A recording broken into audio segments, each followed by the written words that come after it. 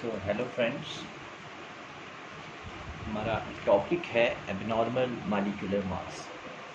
Abnormal molecular मास क्या होता है कि कॉलिगेटिव प्रॉपर्टीज़ की हेल्प से हम जो मास कैलकुलेट करते हैं वो बिल्कुल करेक्ट मास नहीं होता है, क्योंकि हम कॉलिगेटिव प्रॉपर्टीज़ के केस में नॉन इलेक्ट्रोलाइट्स यूज़ करते हैं।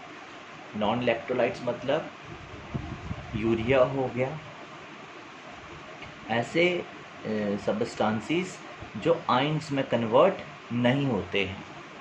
तो अगर हम उनका 1 मोल लेके चलते हैं तो वो पूरे सोल्यूशन में 1 ही रहता है, क्योंकि वो आयंस में डिसोशिएट नहीं होता। तो कॉलिगेटिव प्रॉपर्टी का रिजल्ट बिल्कुल सही होता है, क्योंकि colligative properties number of molecules पे ही डिपेंड करती हैं। तो अगर हम ये अज्यूम कर रहे हैं कि हम 1 मोल से स्टार्ट करेंगे तो वो 1 ही रहेगा, क्योंकि वो डिसोशिएट या एसोशिएट होगा ही नहीं नॉन इलेक्ट्रोलाइट्स। तो नॉन इलेक्ट्रोलाइट्स के लिए हमारी कॉलिगेटिव प्रॉपर्टी बिल्कुल सही है। लेकिन अगर हम बात करें कि हमारा जो इलेक्ट्रोलाइट है वो हमारा जो सॉल्यूट है अगर वो इलेक्ट्रोलाइट हो, लाइक NaCl, तो ये तो डिसोशिएट हो जाता है Na positive plus Cl negative में। तो हमने ये अज्यूम करा था कि एक पार्टिकल से स्टार्ट कर रहे हैं, एक मॉलिक्यूल से स्टार्ट कर रहे हैं, लेकिन यहाँ पे जाके तो ये 2 हो गए, जिसकी वजह से कॉलिगेटिव प्रॉपर्टी की वैल्यू भी चेंज कर जाएगी, क्योंकि कॉलिगेटिव प्रॉपर्टी की वैल्यू नंबर ऑफ पार्टिकल्स पे ही डिपेंड करती है।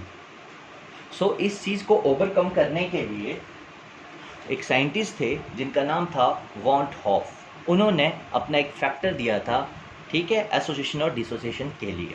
तो मैं फिर से बताता हूँ क्या होता है पूरा। जब इलेक्ट्रोलाइट होगा,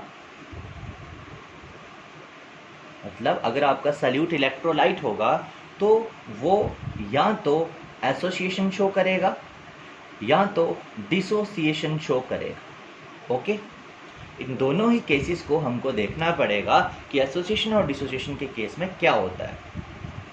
तो जब डिसोसिएशन होगी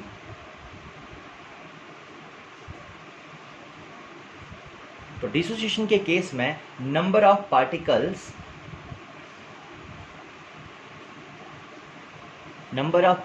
जो हैं वो इंक्रीज करेंगे, क्योंकि colligative property number of particles पे ही डिपेंड करती है। अगर नंबर ऑफ पार्टिकल्स बढ़ेंगे तो कॉलिगेटिव प्रॉपर्टी की वैल्यू भी बढ़ेगी, और अगर कॉलिगेटिव प्रॉपर्टी की वैल्यू बढ़ेगी तो जो मॉलिक्यूलर मास है वो डिक्रीज कर जाएगा।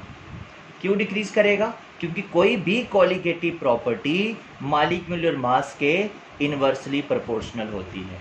तो अगर डिसोसिएशन होगी तो डिसोसिएशन के केस में नंबर ऑफ पार्टिकल्स जो हैं वो इंक्रीज होंगे, और जब नंबर ऑफ पार्टिकल्स इंक्रीज होंगे तो कॉलिगेटिव प्रॉपर्टी की वैल्यू डिक्रीज कर जाएगी।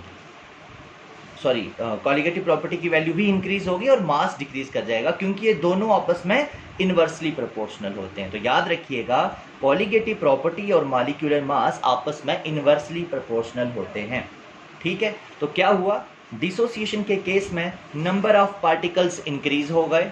नंबर ऑफ पार्टिकल के इंक्रीज होने की वजह से कॉलिगेटिव प्रॉपर्टी की वैल्यू भी इंक्रीज होगी, क्योंकि नंबर ऑफ पार्टिकल्स और कॉलिगेटिव प्रॉपर्टी डायरेक्टली प्रोपोर्शनल होते हैं। और जब कॉलिगेटिव प्रॉपर्टी की वैल्यू इंक्रीज होगी, क्योंकि कॉलिगेटिव प्रॉपर्टी और मॉलिक्यूलर मास इनवर्सली होते हैं, तो मास डिक्रीज कर जाएगा। तो ये कितना डिक्रीज करेगा, that is known as abnormal molecular mass. तो कितना मास डिक्रीज करेगा, that is abnormal molecular mass. ये केस था डिसोसिएशन का। एसोसिएशन के केस में क्या होगा, चलिए अब मैं आपको एसोसिएशन का केस भी बता देता हूं। एसोसिएशन के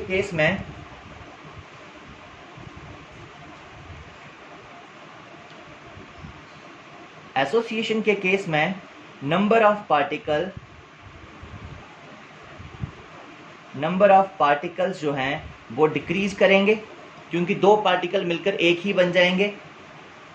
और जब नंबर ऑफ पार्टिकल डिक्रीज होंगे तो कॉलिगेटिव प्रॉपर्टी की वैल्यू भी डिक्रीज हो जाएगी, और जब कॉलिगेटिव प्रॉपर्टी की वैल्यू डिक्रीज होगी तो मॉलिक्यूलर मास जो है वो सॉल्यूट का वो इंक्रीज हो जाएगा। और कितना वो इंक्रीज हो जाएगा, that is known as abnormal molecular mass. तो मैं एक एक एग्जांपल भी देता हूं आपको इसकी।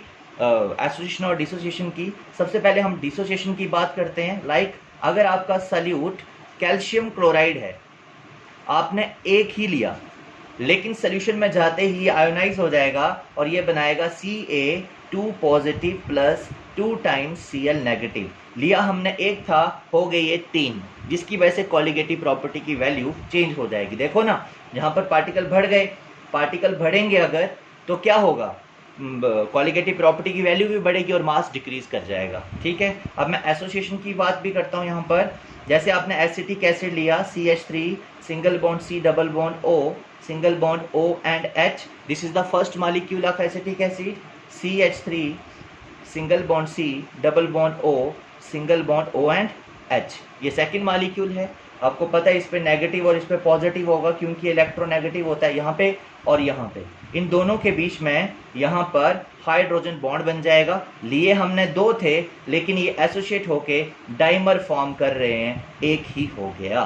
तो ये था एक छोटा सा कंसेप्ट एबनॉर्मल मॉलिक्यूलर मास का, जिसमें बच्चे बहुत ज़्यादा कंफ्यूज रहते हैं, लेकिन कंफ्यूज होने की कोई प्रॉब्लम नहीं है। बस इतना याद रखिए, एसोसिएशन के केस में पार्टिकल इकट्ठे हो जाते हैं, पार्टिकल कम हो जाते हैं। पार्टिकल्स के कम होने की वजह से कॉलिगेटिव प्रॉपर्टी की वैल्यू भी कम हो जाती है, और क्योंकि कॉलिगेटिव प्रॉपर्टी और मॉलिक्यूलर मास आपस में इन्वर्सली प्रोपोर्शनल होते हैं, इसीलिए मॉलिक्यूलर मास इंक्रीज हो गया and vice versa for dissociation. Thank you.